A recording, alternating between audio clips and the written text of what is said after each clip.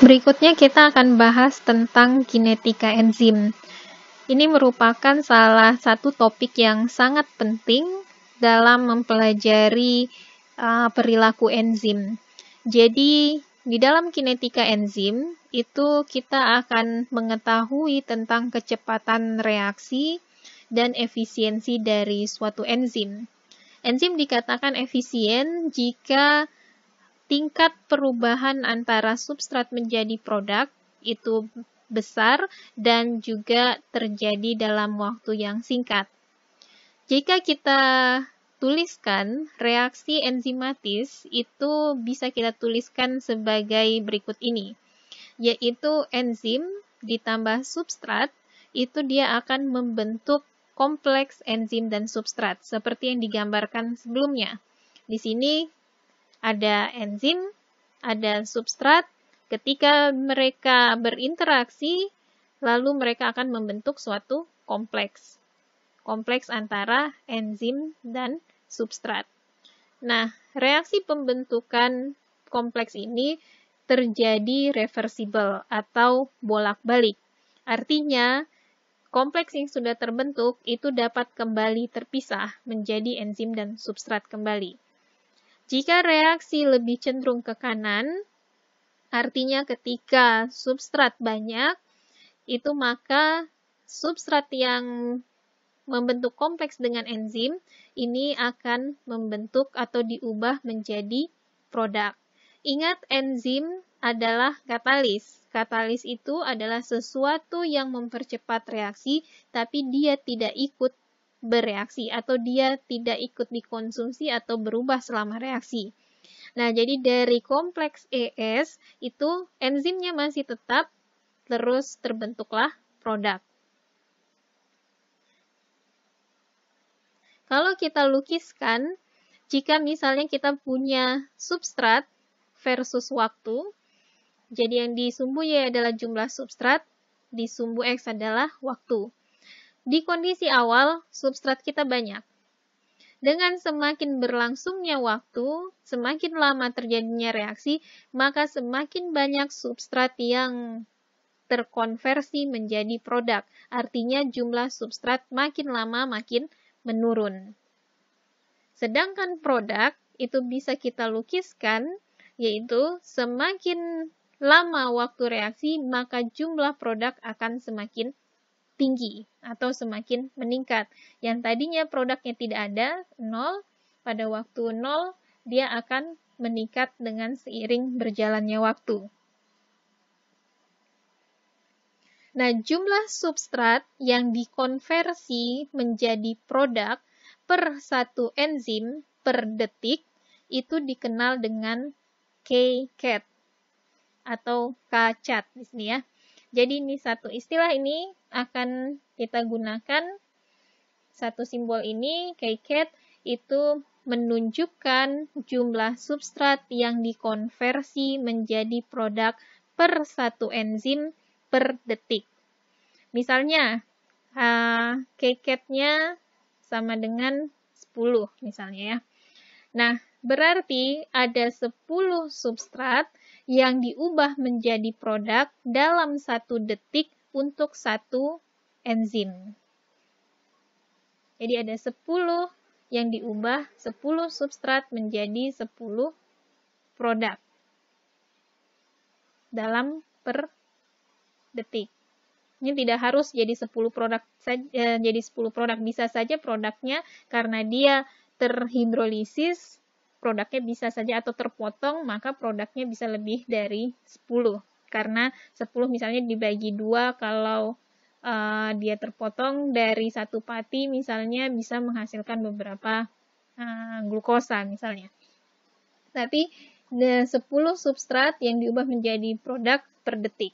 Ini enzim yang pertama. Misalnya ada enzim yang kedua. Kita tahu kcat-nya adalah 20, kcat-nya 20. Artinya ada 20 substrat yang diubah menjadi produk per detik.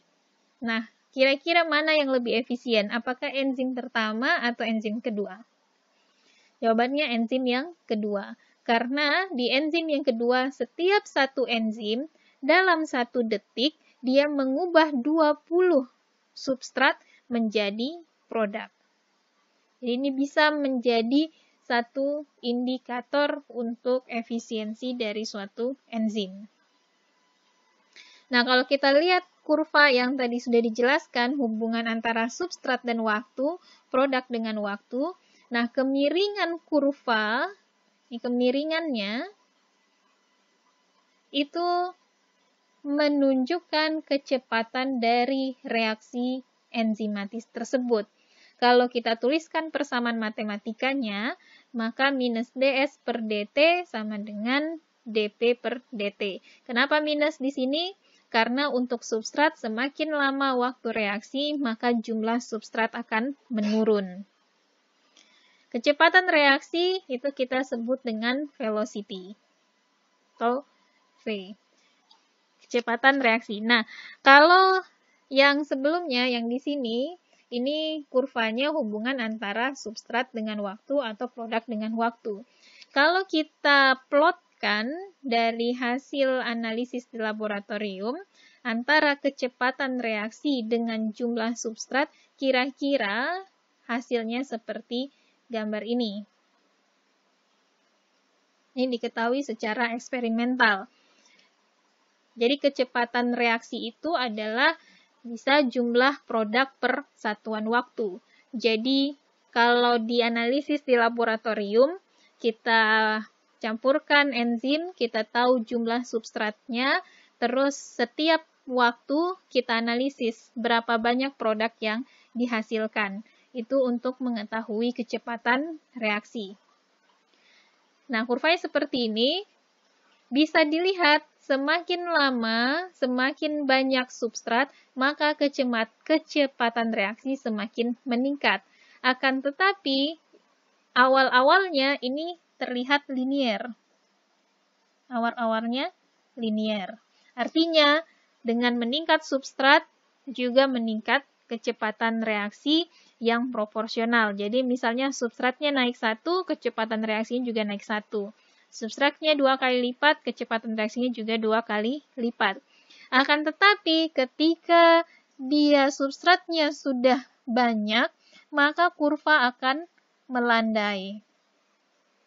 Nah, terlihat di sini penambahan substrat itu tidak terlalu signifikan untuk menambah kecepatan reaksi.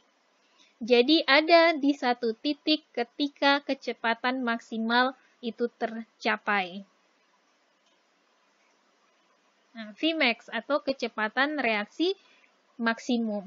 Ini ketika ditambahkan substrat lagi, itu tidak akan menambah kecepatan reaksi. Nah, jadi biasanya kita kalau di industri, substrat yang ditambahkan itu tidak akan sampai di sini. Ini tidak efisien reaksinya, karena kecepatannya sudah jenuh atau sudah mencapai maksimal. Nah, kebanyakan kita akan bekerja di bawah Vmax atau biasa juga ada yang dikenal dengan setengah dari kecepatan maksimum. Jadi ini kondisi optimum, di mana jumlah substrat itu sangat mempengaruhi kecepatan reaksi. Nah, di setengah dari kecepatan maksimum, kalau kita plotkan tadi grafiknya, kita akan bertemu di satu titik, yaitu konsentrasi substrat yang dikenal dengan Km. Km yaitu adalah jumlah substrat atau konsentrasi substrat pada saat tercapai setengah kecepatan maksimum. Km sekali lagi adalah jumlah substrat pada saat tercapai setengah kecepatan maksimum. Nah, efisiensi dari enzim itu dinyatakan dengan konstanta spesifikasi. Konstanta spesifikasi didapat dari mana? Kcat dibagi Km. Tadi ingat, Kcat itu adalah jumlah substrat yang dikonversi menjadi produk dalam 1 detik untuk satu enzim. Dan Km adalah jumlah substrat yang dibutuhkan untuk mencapai setengah dari kecepatan maksimum. Nah, semakin tinggi nilai konstanta spesifikasi, maka semakin efisienlah kerja suatu enzim tersebut. Jadi, biasanya kalau kita baru mau melakukan satu reaksi enzimatis, itu kita evaluasi dulu kinetika enzimnya. Biasanya plotkan dulu, kita mendapatkan satu plot ini. Setelah itu baru bisa, misalnya kita membandingkan performa beberapa enzim. Nah, untuk mengetahui performanya bisa salah satunya dengan kita evaluasi menggunakan konstanta spesifikasi dengan rumus yang tadi, keket per km.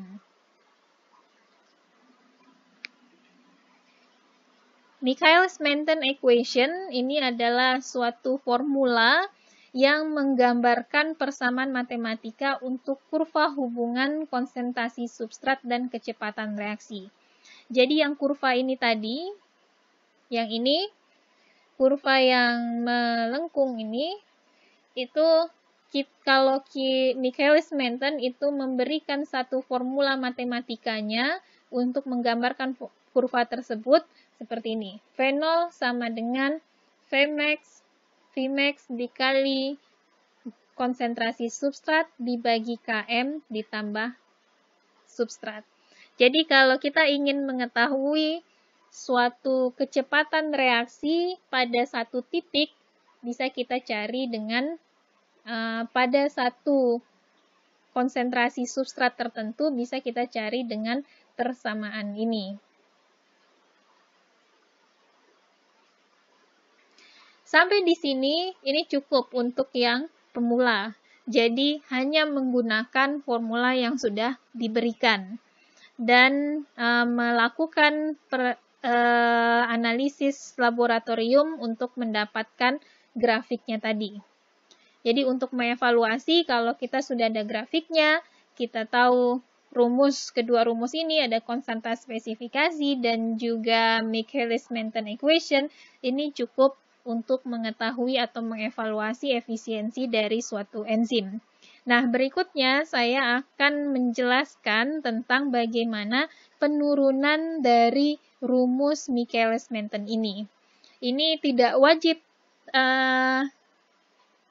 untuk dihafalkan, tapi penurunan rumus, memahami penurunan rumus itu tujuannya supaya dapat memahami asal-muasal dari suatu persamaan matematika.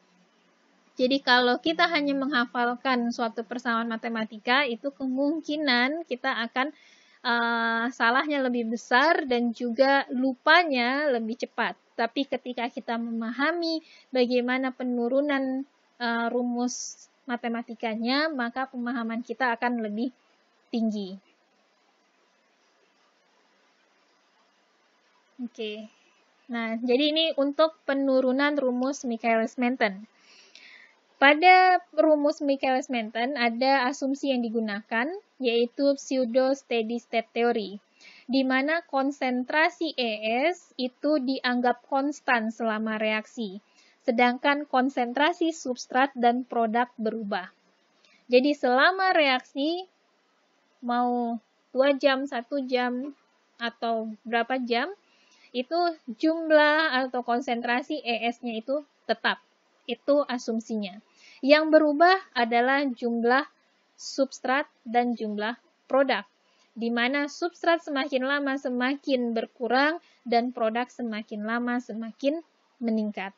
Itu asumsinya. Sedangkan ES-nya konstan. Kenapa bisa ES dianggap konstan? Karena setiap substrat yang menjadi produk akan ada lagi substrat yang baru yang menempel di enzim.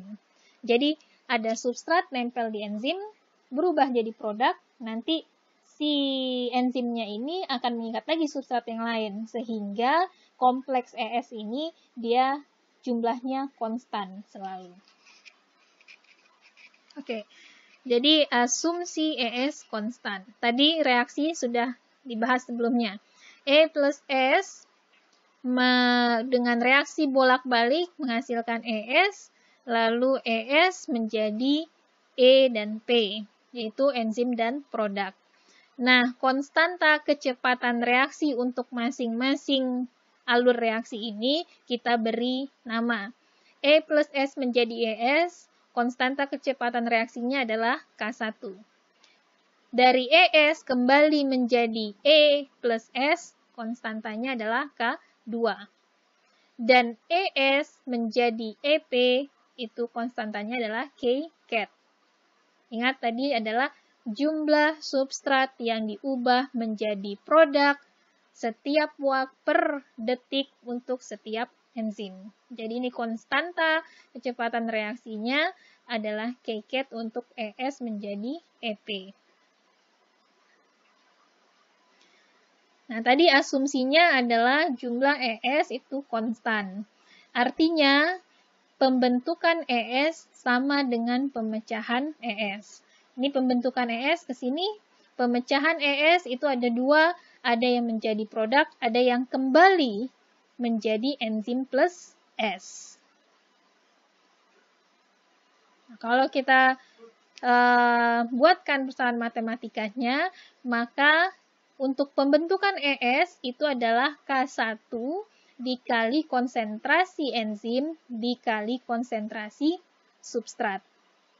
Untuk pemecahan ES, yaitu ada dua kan, ada yang ke kiri dan ada yang ke kanan. Maka K2 dikali ES ditambah K-cat dikali ES. Nah, ini kalau persamaan ini kan ada ES, juga ada ES. Kalau ES-nya, konsentrasi ES kita keluarkan, maka K1 konsentrasi dikali konsentrasi enzim dikali konsentrasi S sama dengan ES dikali K2 ditambah K-cat. Nah, kalau kita rearrange atau kita ubah susunannya, jadi ES-nya pindah ke kiri, maka ES per ES sama dengan K2 plus K-cat dibagi K1. Nah,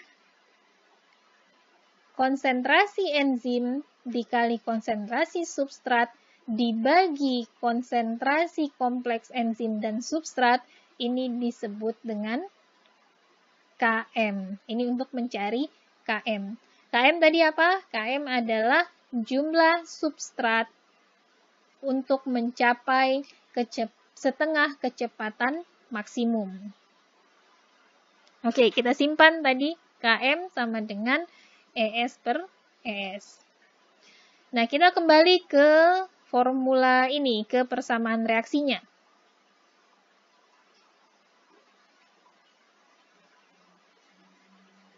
Di sini, fenol atau kecepatan pembentukan produk sama dengan K-cat dikali ES.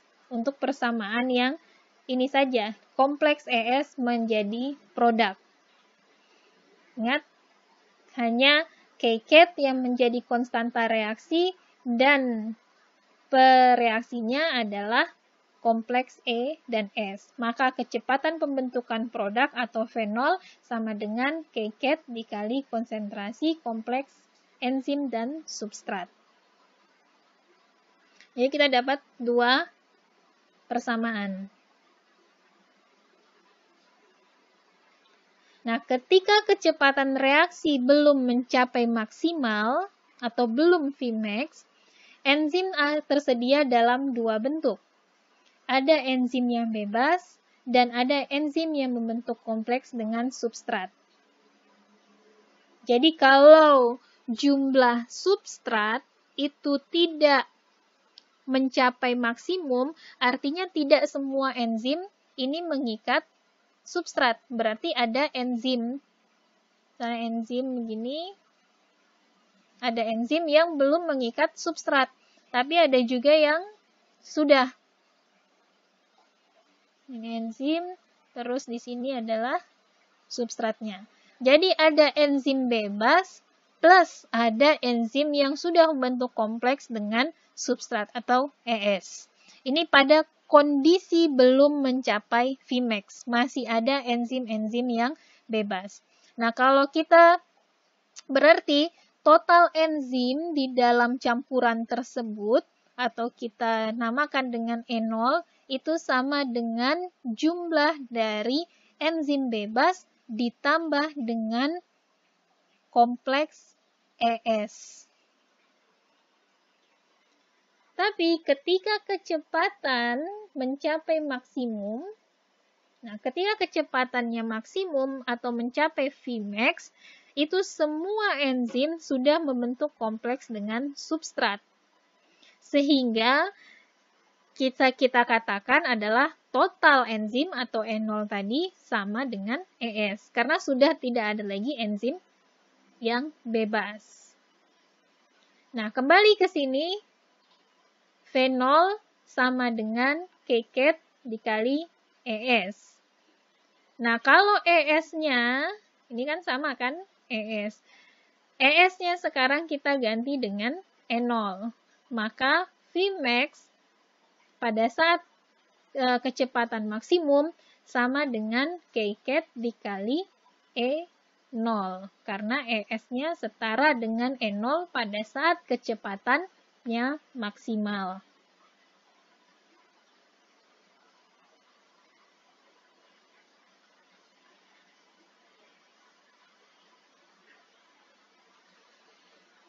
Jadi sudah ada 4 persamaan yang kita dapatkan. Nah, kita kembali lagi tadi ke KM. KM sama dengan E dikali S dibagi ES. Kita substitusi enzim dengan persamaan ketiga. Konsentrasi enzim sama dengan E plus ES.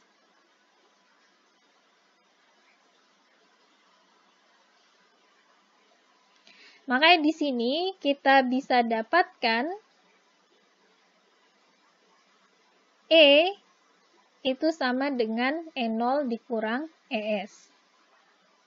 Kalau mau dijabarkan, di sini kan E0 sama dengan E plus ES. Maka E-nya sama dengan E0 dikurang ES. Nah, E ini kita ganti yang ini. Oke, sekarang berarti KM sama dengan E0 dikurang ES dikali S dibagi ES. Ini kita kalikan ke dalam si konsentrasi S-nya. S dikali E0 jadi E0S. S dikali ES jadi ES kali S dibagi ES. Lalu, kita tuliskan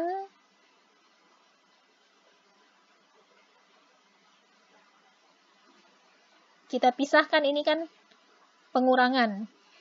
KM sama dengan E0S dibagi ES dikurang ES dikali S per ES. ES bisa kita coret. Maka kita tuliskan kembali KM sama dengan E0 dikali S dibagi ES dikurang S. Kita substitusi sekarang E0 dengan persamaan 4, yaitu Vmax sama dengan KCAT dikali E0. Berarti ini bisa juga E0 sama dengan Vmax dibagi KCAT. Nah, ini E0 kita ganti jadi Vmax dibagi KCAT. Ini tetap S dibagi ES dikurang S. Oke, kita sambung di sini. Tadi dari yang persamaan ini, KM sama dengan Vmax kali S per KCAT kali IS dikurang S. KCAT dikali IS ini sama dengan V0. Lihat di sini, Maka bisa kita gantikan. Km sama dengan Vmax dikali S dibagi V0 dikurang S. Kalau S-nya kita pindahkan ke kiri, maka Km ditambah S sama dengan Vmax dikali S per V0. Maka kalau kita cari V0-nya saja, sama dengan Vmax dikali S dibagi Km plus S. Inilah kita kembali ke tadi rumus Michaelis-Menten. Ini tadi penurunan rumusnya. Oke, itu untuk kinetika enzim. Jadi singkatnya, tadi kinetika enzim ada dua, yaitu rumus Michaelis-Menten, V0 sama dengan Vmax dikali S dibagi Km plus S, itu untuk menggambarkan secara matematika kurva hubungan antara kecepatan reaksi dan substrat. Nah, si persamaan ini bisa kita gunakan nantinya untuk mengetahui berapa jumlah substrat yang bisa kita tambahkan untuk mendapatkan suatu kecepatan reaksi yang kita inginkan. Atau sebaliknya, kecepatan reaksi yang kita akan ekspektasi atau perencanaan berapa lama waktu yang harus kita gunakan untuk menghasilkan produk jika kita memiliki jumlah substrat tertentu. Terus yang kedua, bagaimana kita mengevaluasi efisiensi dari enzim dengan menggunakan konstanta spesifikasi, yaitu dengan membagi Kcat dibagi Km, di mana Kcat itu adalah jumlah substrat yang diubah menjadi produk per detik per satu enzim. Dan Km adalah jumlah substrat untuk mencapai setengah kecepatan maksimum.